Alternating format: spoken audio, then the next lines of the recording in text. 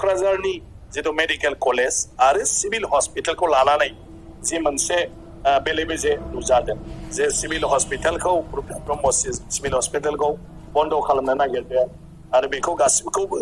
medical कलेजाव लांनो नागिरदों बेफोरबायदिखौ लानानै धरना बायदिसिनाबो जादों अदेबानि आं बयखौबो दिनै फोरमायदों जे बेनि गुबै जाहोना जाहैबाय क'क्राझारनि मेडिकेल कलेजखौ जों जेरैखि जायाबाबो माने सिक्रिटि मोननांगौ रिकगनिसन मोननांगौ आरो बेखौ मोननांगौब्ला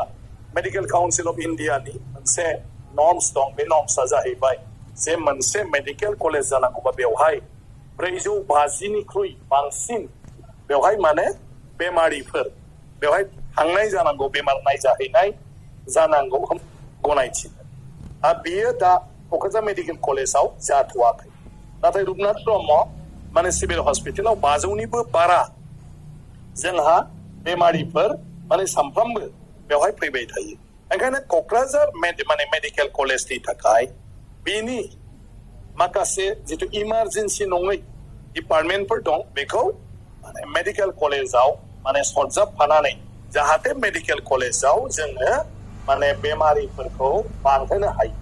आरो मेडिकेल कलेजखौ जोङो रिकगनिसन मोनो गनायथि मोनो बिनि थाखाय बे बाथ्रा बे माने खामानिखौ सरकारा आगोलावनो ज' रायलायलायनानै माखासे नोगोरारिफोरबो दंमोन बे थांखिखौ लादों आरो बे थांखिखौ लानानै दा माखासे डिपार्टमेन्टखौ बेवहाय सरजाबनो नागिरनायाव बे इस्युआ फैदों आरो दा नाथाय बे इस्युआ क'क्राझारनि रायजो राजा मेडिकेल कलेजाबो क'क्राझारनि सिभिल हस्पिटालाबो क'क्राझार नाथाय सिभिल हस्पिटाला थाबाय थागोन नाथाय मेडिकेल कलेजखौ दा गनायथि मोनग्रोनांगौ रिकगनिसन खारन 2 बोसोराव हाबबाय बिनि फरायसाफोरनि मेडिकेल फरायनाया जुदि रिकगनिसन मोनाब्ला बे फरायसाफ्रा बेलेग मेडिकेल कलेजाव थांनानै एटाच जाहैनांगोन आरो क'क्राझारनि मेडिकेल कलेजा बन्द जागोन दा जोंनि थाखाय क'क्राझारनि मेडिकेल कलेजा बन्द जानाया बे मालाबाबो मोजां बाथ्रा जानो हाया ओंखायनो मोननैखौबो जों लाखिनांगौ ओंखायनो बे बाथ्राखौ जोङो क'क्राझारनि जि दैदेनगिरि आरो जि जोंनि गागि नोगोरारिफोर दं ज' जुदि सावरायलायोब्ला आं सानो जे बे जेंनाखौ जोंनो सरकारखौ परामर्श होनानै समाधान खालामनो हागोन दा जोंनि बाथ्राया बेल' जे मेडिकेल कलेजाव जों माबोरैहाय बेमारिनि अनजिमाखौ 450नि बांहोनो हायो 450नि बारा खारन दिनै 200सा बा 250सा बेबायदिल' जाबाय थादों आरो बेबायदि जाबाय थानायनि थाखाय मेडिकेल काउन्सिल अफ इन्डिया बारे बारे बेखौ माने बिथोन होबाय थादों जे रिकगनिसन होनो हानाय नङा जुदिहे बेवहाय पेसेन्ट गैया अब्ला बे फरायसाफ्रा माब्रैथो पेसेन्ट गैयालासिनो रोंगौथि थानो बे जाहैबाय मेडिकेल काउन्सिल अफ इन्डियानि नर्म्स आरो बे नर्म्सखौ जों जेरैखि जाया फुलफिल खालामनो ओंखायनो बेनि बिबाना जोंनि क'क्राझारनि नोगोरारिफोरनाव नोंथांमोननावबो खौरांगिरिफोरनावबो दं बियो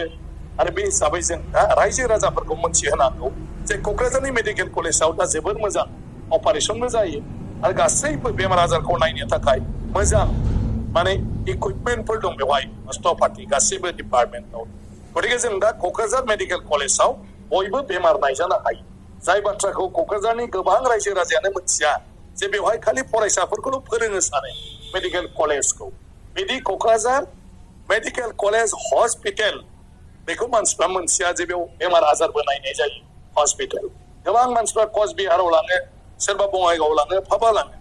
दा नाथाय बेवहाय लाङालासिनो क'क्राझार मेडिकेल कलेजावनो लांनो हायो क'क्राझार मेडिकेल कलेजाव